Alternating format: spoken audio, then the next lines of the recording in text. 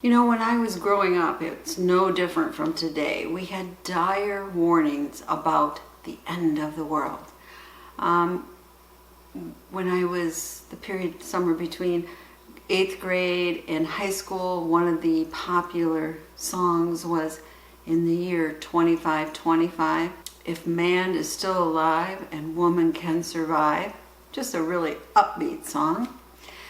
And then when I was graduating from high school, a popular movie was Soylent Green with Charlton Heston, which, because of overpopulation and not prudent use of Earth's resources, people were starving, and they came up with this food which they said was made out of plankton, but it wasn't. But I'm not going to give away the movie. But the government was really encouraging people to commit suicide because the world was overpopulated. And then came the book The Population Bomb by Paul Ehrlich. Fear of population growth has been with us for a long time, at least since Thomas Malthus predicted in 1798 that population would grow at a geometric rate while food production increased at an arithmetic rate. And what he said was, unless birth rates were checked or wars and disease raised the death rate, he said at that time England and the rest of the world would face inevitable famine and a subsistence standard of living. But Ehrlich's book went one step further. He said basically it was too late. Let me give you a quote. This was the beginning of the book. "Hundreds of millions of people are going to starve to death. No matter what people do, nothing can prevent a substantial increase in the world death rate." So he believed population control was our only hope. And, you know, big families were kind of looked at with disdain. And, you know, then China had their one-child policy. I know myself, you know, you were kind of told that you should only replicate yourself, basically, you know, have one child. So if you're a married couple, you could have two, right? Well, I always wanted 4, and I had figured since my sister only had 1 and my oldest brother, had none, I could have 4, right? I could kind of take that family quota. Well, I ended up with only 3. But there was a lot of pressure to not have large families. And of course, there was economic reasons too. More and more women were going back in the workforce. Childcare was very expensive, and just raising children is expensive. Now, I have to tell you this, that Ehrlich wasn't right. So when the Population Bomb book first appeared, according to the UN, Food and Agricultural Organization, something like 1 out of 4 people in the world were hungry. Today, that proportion of hungry people is about 1 out of 10. Meanwhile, the world's population has more than doubled. And the reason is because agriculture has learned how to do things differently. So, is there still the worry of overpopulation? Well, from certain areas, sure. But there's a new worry, and it's the exact opposite of overpopulation. Yep, it's underpopulation.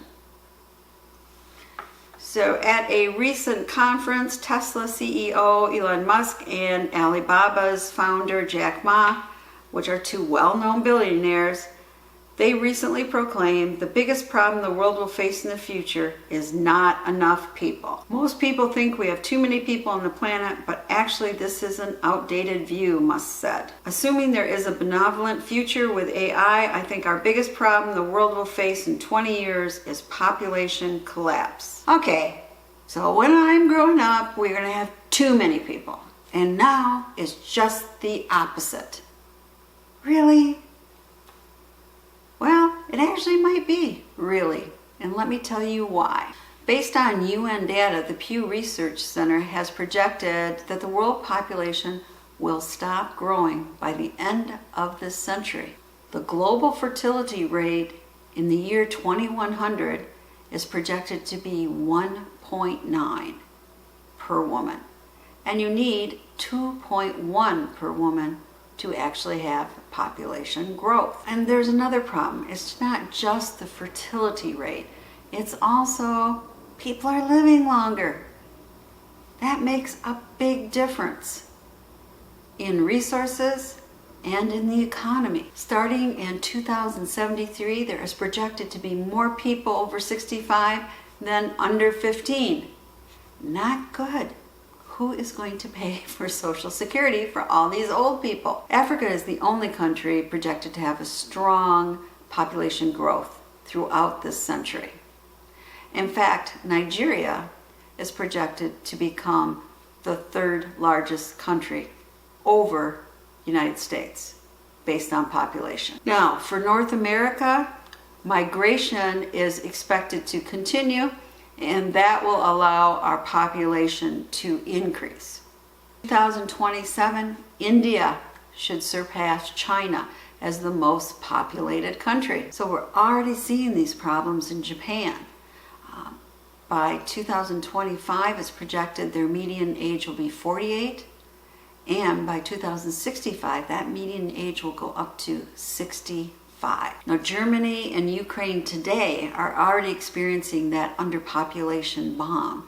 In fact, that was one of the reasons that Germany originally welcomed immigrants, because they don't have enough people in the workforce. Remember that one-child policy? Well, guess what? We're going the opposite way on that too. Let me read you this. To counter the scary population implosion, Japan, Russia, Australia pay bonuses for newborns.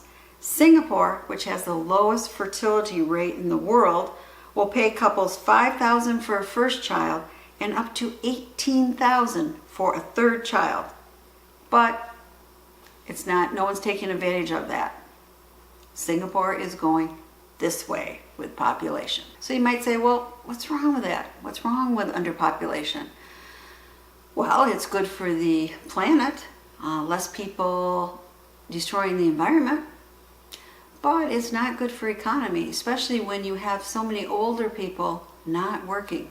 They project that we will have much less standard of living when this occurs. And the other thing is, less youth to defend your country. Maybe we'll have to raise the draft age to 65. I'm not sure.